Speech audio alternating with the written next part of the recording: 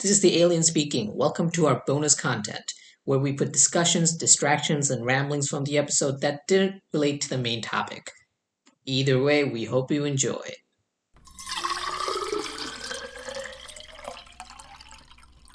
I mentioned it briefly before, but Mhm, recently I think I had like a epiphany about why people at the top seem like they never can mhm, stop. Like Jeff Bezos, we look at these like people like Jeff Bezos, Elon Musk, like what keeps them going? mhm, And like Elon Musk, he's now I think the richest person in the world. And at this point, like, what are you still working for?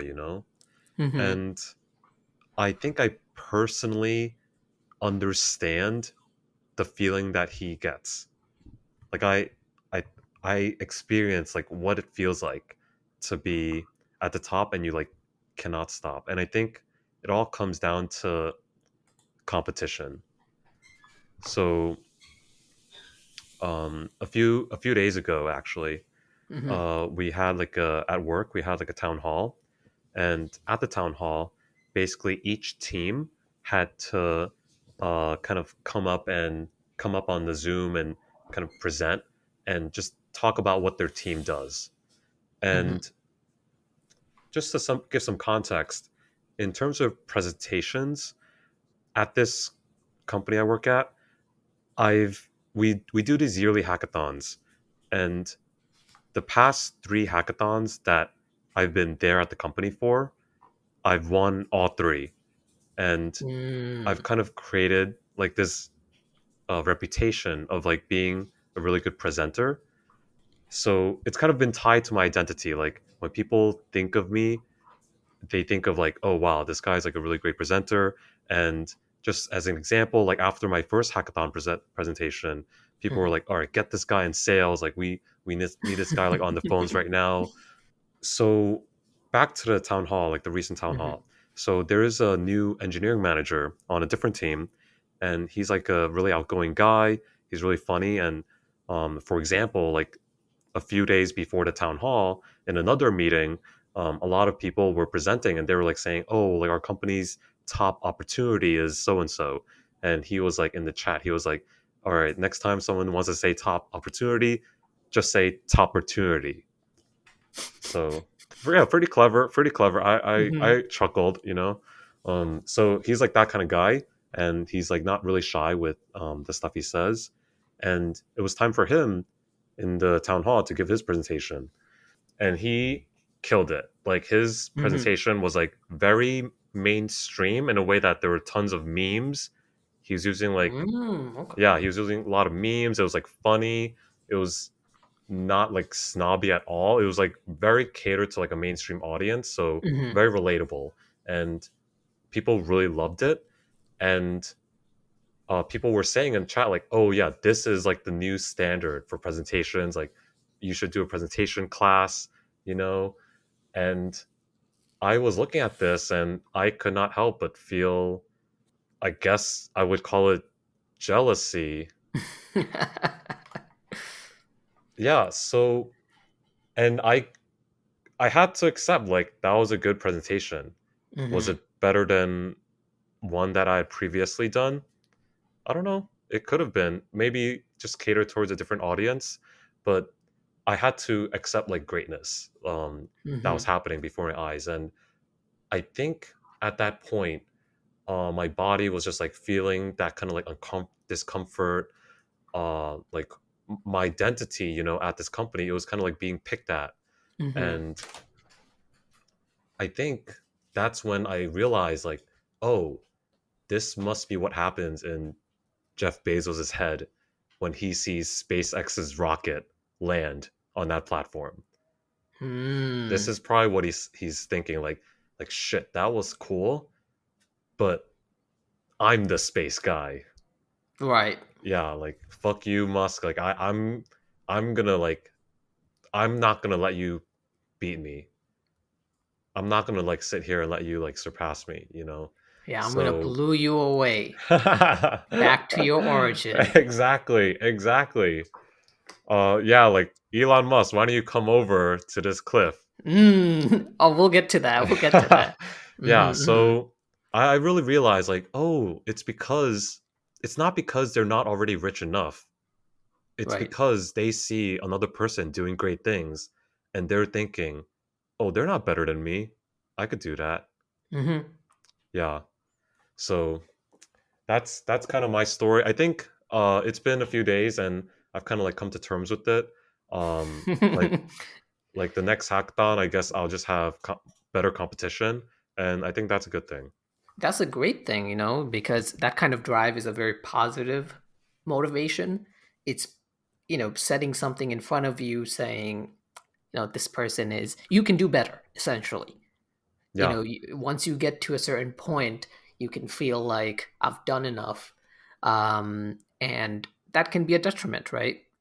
We've just had recently Microsoft bought out Activision and Blizzard. Oh. And in my opinion, we're not going to go too into it, but in my opinion, that's a bad thing overall because just as you mentioned, it kills competition. When you have so many things under one umbrella, sometimes it just you won't have as good products coming out. And even things that I think there are so many parent companies that have different sub companies under them, it creates fake competition even because it's all under a same parent. So we have Disney that owns so many media outlets. Hmm. So they could have this scenario of competition. However, behind it, it's just one entity that's making all the money. That's where that's a detriment if you don't have good competition. You're gonna get better, and your opponent might actually look at you, or they probably already looked at you as, "Hey, I got to do better because John's doing John's doing that good." So you probably unknowingly provided him with the ultimate motivation. So it goes both Hmm. ways too. The only problem I have with that, well, actually not with that, but when when there's certain people, Elon Musk or Jeff, they get up to a certain point. A lot of it is also driven by ego, which is where I think sometimes that can sprout negative things. You just try to get something just to get it, Oh, and totally.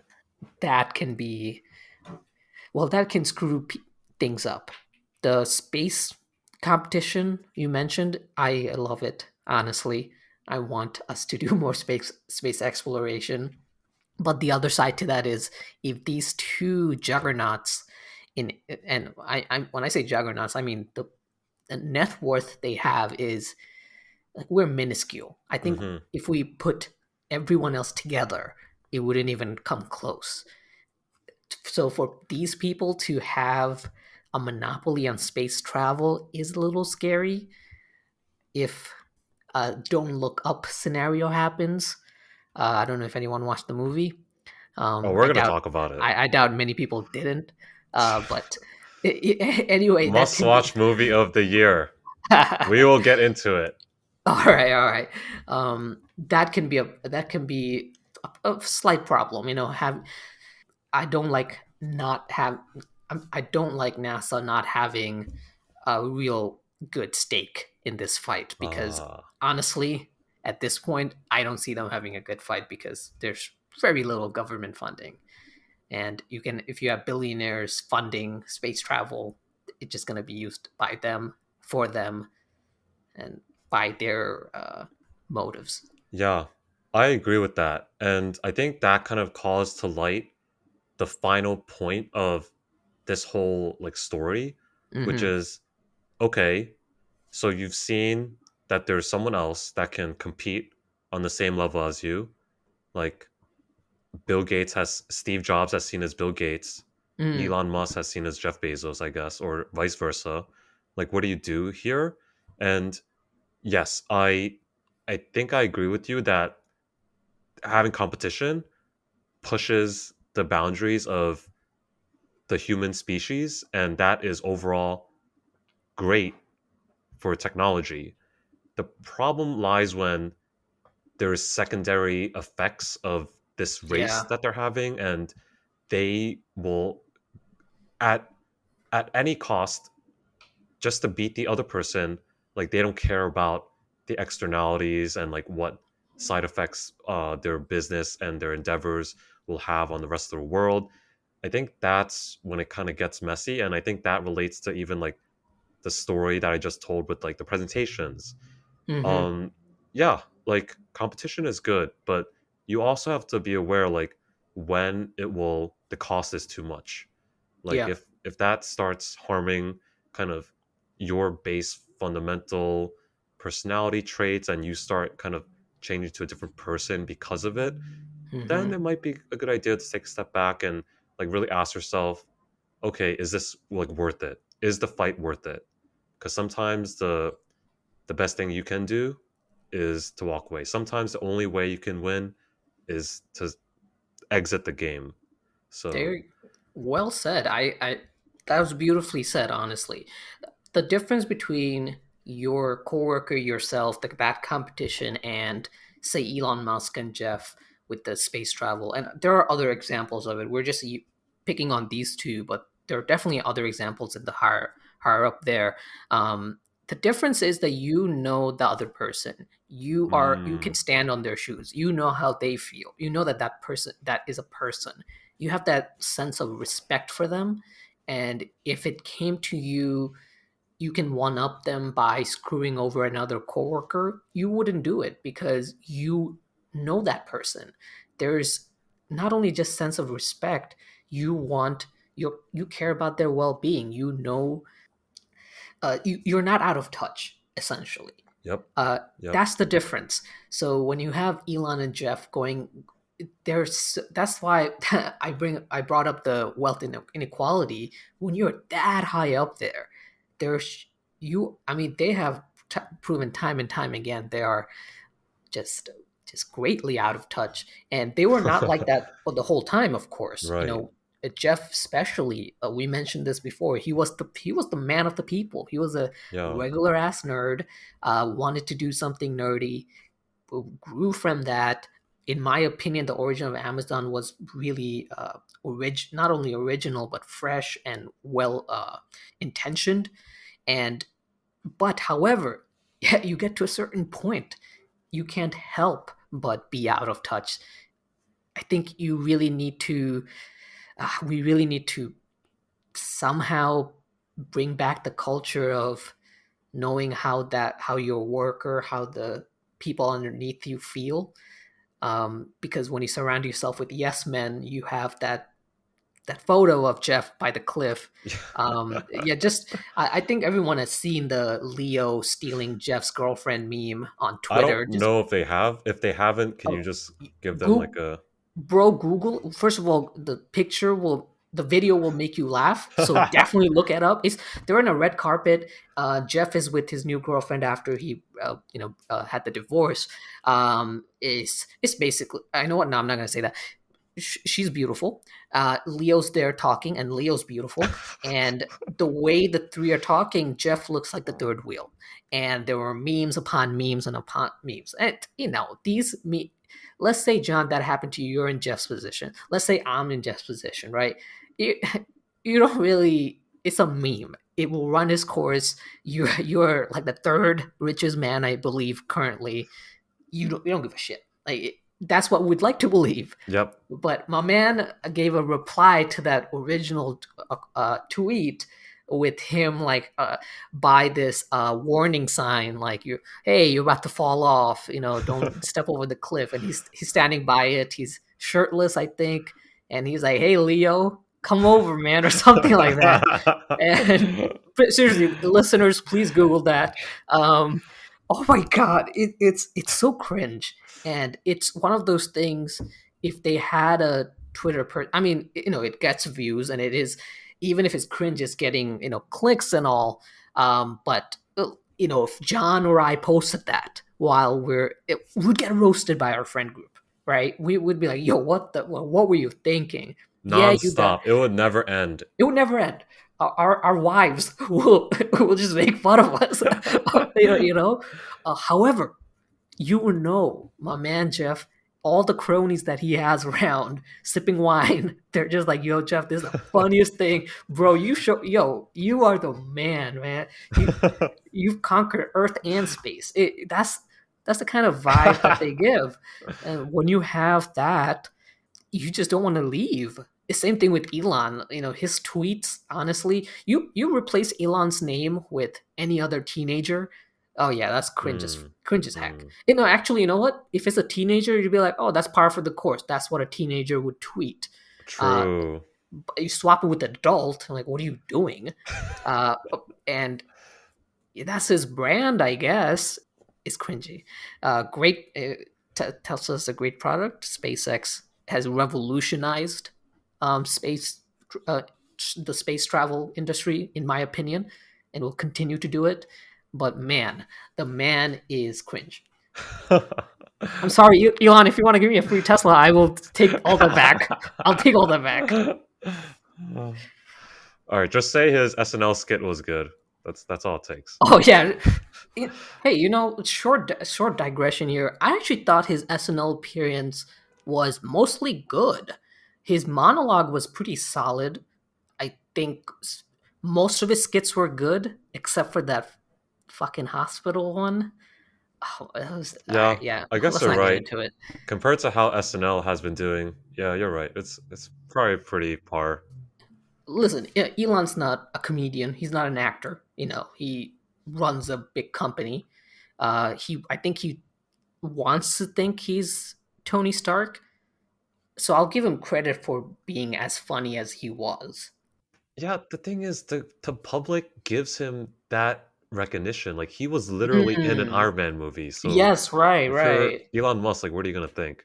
And Hmm. my honest feelings are Elon Musk is actually funny, but in like the structure of SNL, I don't think that worked. Right. So Elon, you're a funny guy. You don't need SNL to be funny. Like it's it's not on you. I agree. I actually agree with that. And Jeff is also a funny guy, just not that one. Jeff, I have an Amazon Prime membership. Okay, do not, bro, please. Man, this is something for another time. But Hmm. if you want funny, you should look up Jeff Bezos and William Shatner. That Oh clip my god, where they're yes. talking after they've landed, after their trip into space. Hmm. That classic. So I came across an interesting point where I think he's more conservative for sure, but he was criticizing the left Hmm. in not the way you would expect. He was criticizing AOC, and he was saying that AOC had her kind of grip on the Democrats in a bad way. Like she was a master manipulator. And Hmm. one example of that he brought up was when Bernie Sanders was running for president, and he I think was campaigning in Virginia or something, kind of like the middle of the road kind of a state, like not somewhere that's too red, not somewhere that's too blue, you know. Hmm. And he had AOC kind of come up for him and give him an intro.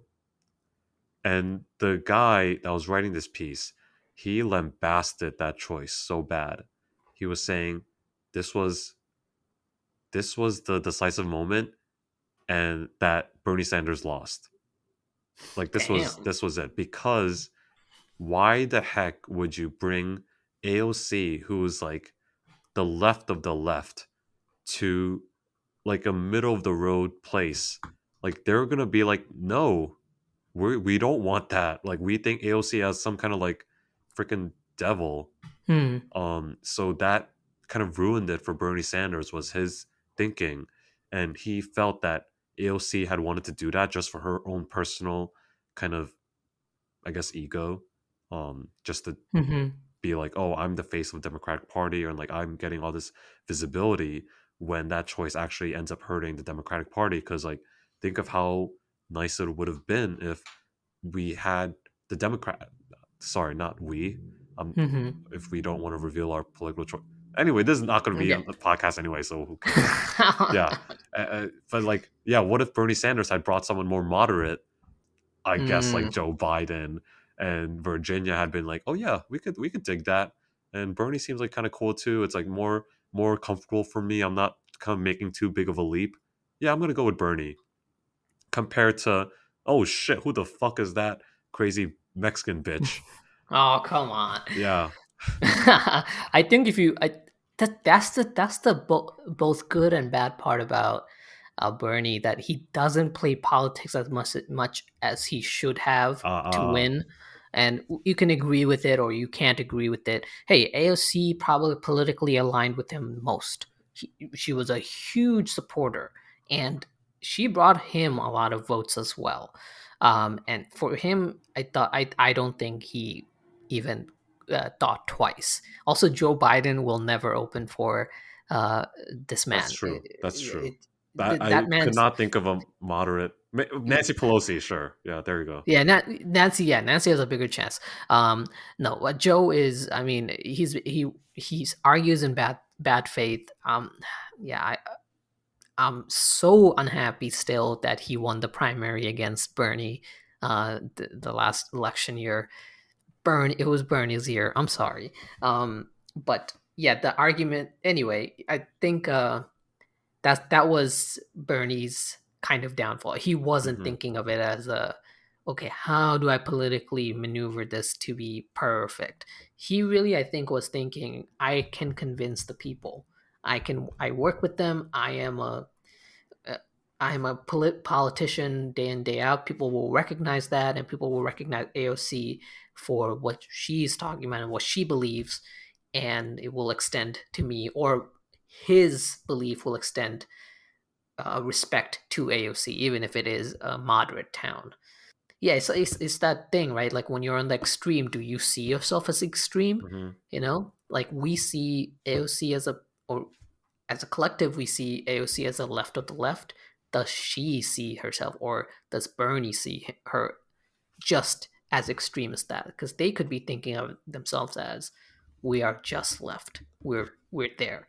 You know what the game changer would be if Hmm. they got a Republican to intro them.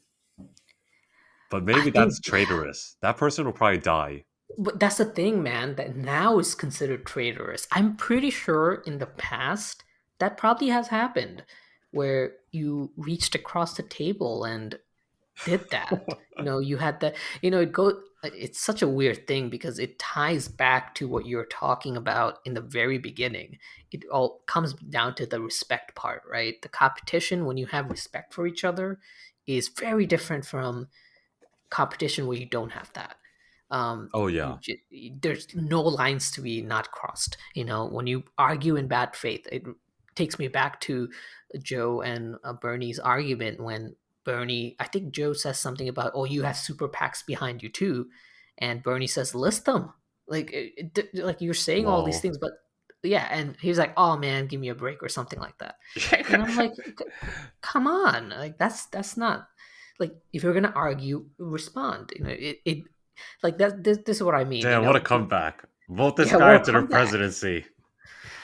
But it's sad that that's the only part of of the debate that is fresh on my mind because it's such a non-important part, and I think presidential debates have become a spectacle more than I think back then it used to be actually informative.